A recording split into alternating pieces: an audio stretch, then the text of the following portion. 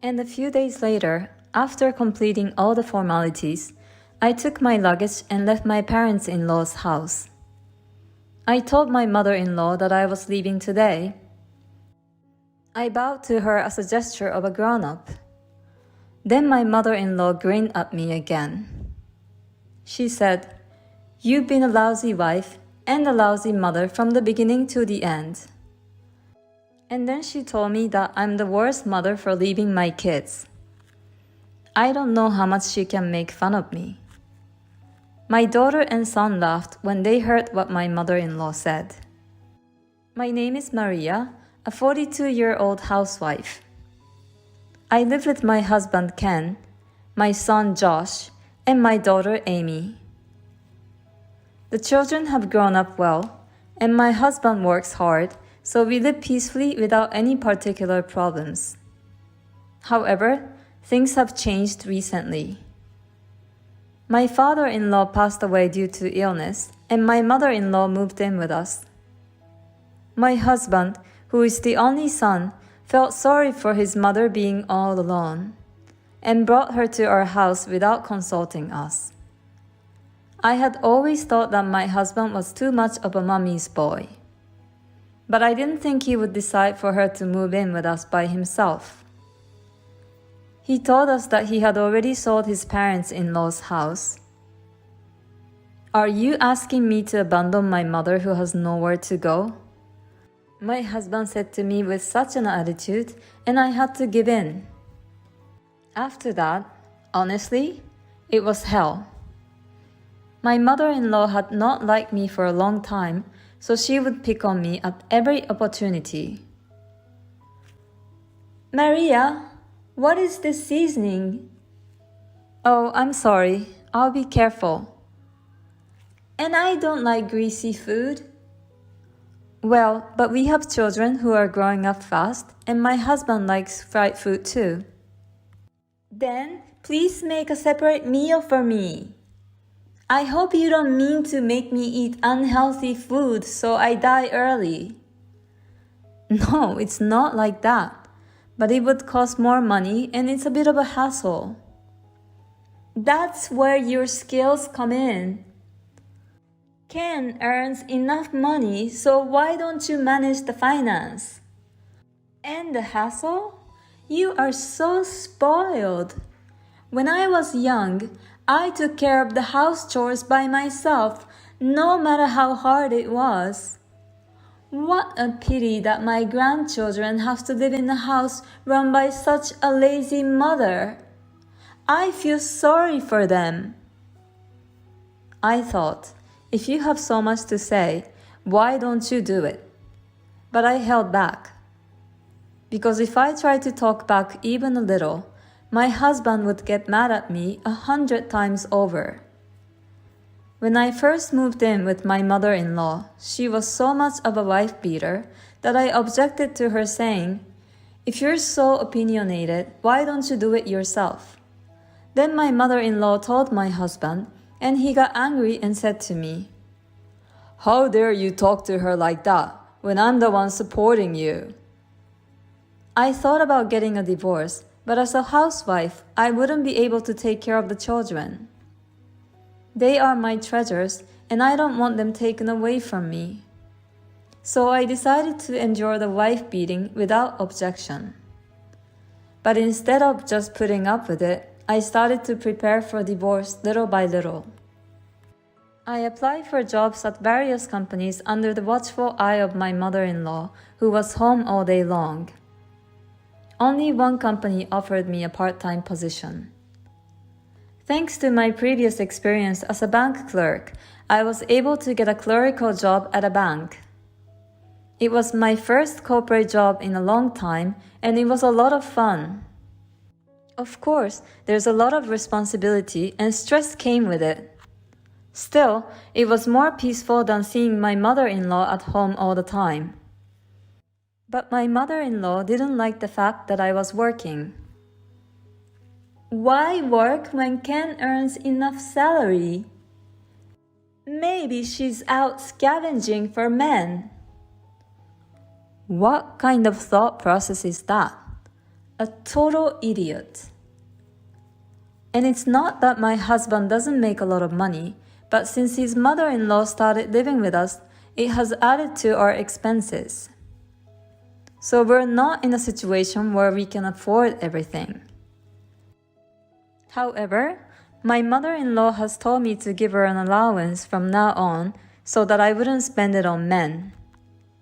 When I refused and said it was not possible, she again told my husband. When my husband came home from work that night, he yelled at me as he had done before. "Are you having an affair?" "Huh? I'm not." "That's what my mother said. She said you're using your part-time salary to pay for men." "I'm not doing that." "Why do you believe your mother's lies?" "Shut up. Then give her allowance to prove you're innocent." "Oh no." Then my mother-in-law came in with a smirk on her face. $500 a month. That much? That's what my mother says, so give it to her. In the end, I was defeated by the momentum of the two of them. I had to give most of the money I earned from my part-time job to my mother-in-law as an allowance. To make matters worse, my mother-in-law told the children, "Your mother is a horrible adulterer," with a smirk on her face. Even junior high school kids know what that means. And to tell them a lie like that is just awful. I thought it was not fair at all, and it was ruining me completely. And then something happened to make the situation worse. I found out that my husband was having an affair. Despite suspecting me of my infidelity, he was the one having an affair. This put me over the edge. And they say that when you reach your limits, you just blow it all out of the water. I didn't want to spend even 1 second with these jerks, so I immediately went to get the divorce papers. "I don't want to stay in this house after you had an affair," and I confronted my husband with the divorce papers. He laughed at me and said, "Well, I don't want an old woman like you in my house." I'm sure he intends to be with his adulterous partner after the divorce. He agreed to pay alimony and share the property without any objection. When the children were asked what they wanted to do, they both said they were going to stay in the house. My mother-in-law grinned at me and said, "I knew you liked your father better than this woman." A few days later, after completing all the formalities, I took my luggage and left my parents' house. I told my mother-in-law in the living room that I would be leaving today, and bowed to her as a gesture of a grown-up. Then my mother-in-law grinned at me again and sarcastically said, "You've been a lousy wife and a lousy mother from the beginning to the end." Then she said, "You're such a terrible mother to leave your children." I don't know how much she can make fun of me. My daughter and son laughed when they heard my mother-in-law's comment.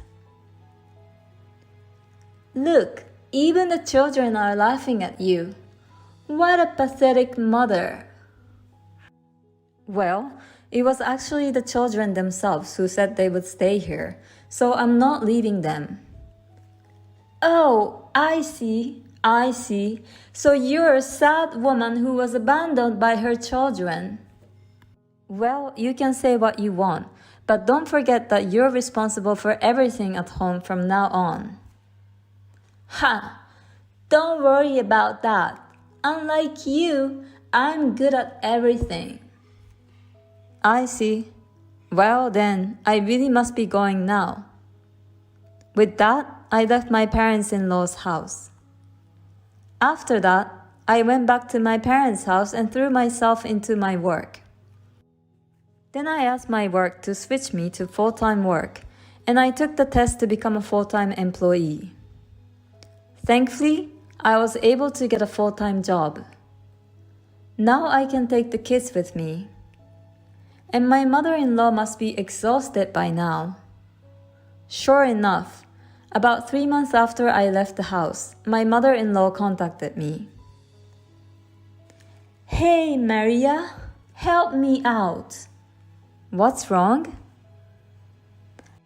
I have to take my grandson Josh to and from his soccer team games, and I even have to help out at a training camp during the summer vacation.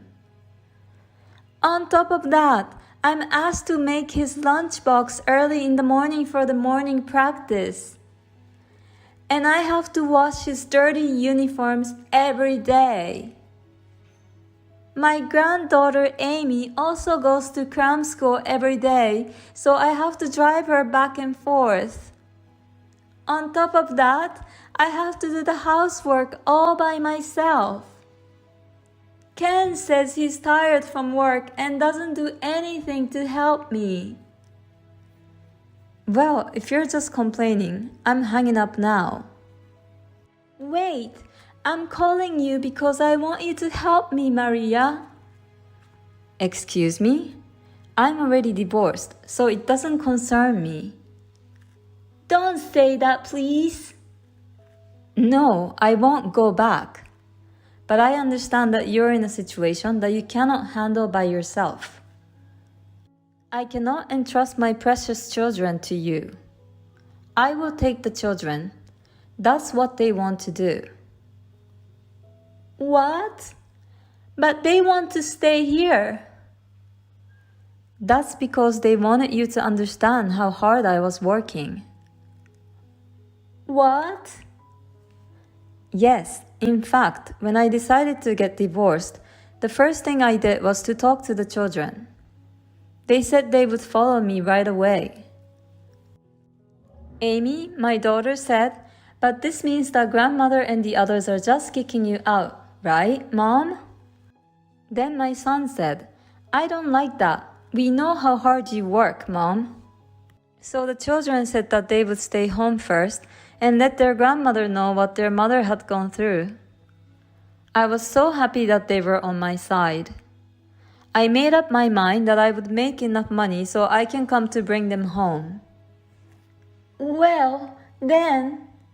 Yes, everything was according to our plan. I'm now a full-time employee and I'll take the kids. Oh no! I then hired a lawyer and demanded that custody be transferred. The children wanted to live with me, so custody was easily transferred. When I reported the affair to the company, his boss was enraged to hear it, and my husband was transferred to a department where he would not be able to advance in his career. Because of this, he can no longer pay the mortgage on the house he currently lives in. My mother-in-law has been ordered to work as well. My ex-mother-in-law is furious that her son is telling her what to do. My ex-husband and ex-mother-in-law are blaming on each other. They'll probably have to leave the house at this rate. Well, it's none of my business anymore. Meanwhile, I rented an apartment and moved in with my children. They are growing up to be wonderful children.